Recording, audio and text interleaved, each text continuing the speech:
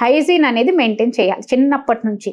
Menstruation అప్పుడు కంపల్సరీగా 2 సార్లు స్నానం చేయడము, menstrual pads every 6 hours change చేసుకోవడము, ప్యాడ్స్ని ప్రాపర్గా డిస్పోజ్ చేయడము, మెన్స్ట్రుయేషన్ అయిపోయిన తర్వాత కూడా హ్యాండ్స్ వాష్ చేసుకోవడము, వెజైనల్ ఏరియా డ్రైగా ఉంచుకోవడము, వాష్రూమ్కి వెళ్ళిన తర్వాత క్లీనింగ్ చేసుకున్నాక టిష్యూ పేపర్తో డ్రైగా ఉంచుకోవాలని, లేకపోతే ఇన్ఫెక్షన్ ఛాన్స్ చాలా ఎక్కువ ఉంటాయి.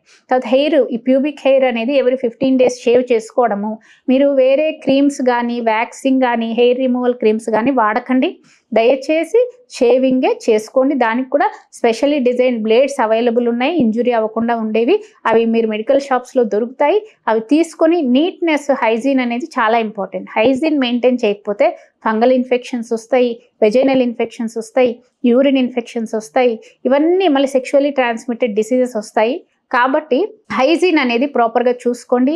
లూజ్ కాటన్ వేర్ వేసుకోండి, టైట్ జీన్స్ ఇవన్నీ వాడడం వల్ల ఫంగల్ ఇన్ఫెక్షన్స్ ఎక్కువగా వస్తాయి.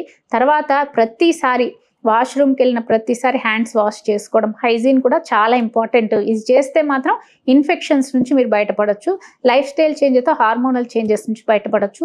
ఈ మెనోపాజ్ ఇవన్నీ కూడా తెలుసుకోవడం వల్ల మీరు ఈ గైనకలాజికల్ సమస్యల నుంచి బయటపడవచ్చు. 62 లక్షల మంది ప్రజల్లో మెడ్ప్లస్ బ్రాండ్ మెడిసిన్స్ కి మారడం వలన 915 కోట్ల రూపాయలు సేవ్ చేసుకున్నారు. అదే మెడిసిన్స్ అదే క్వాలిటీతో 50 to 80% డిస్కౌంట్లు.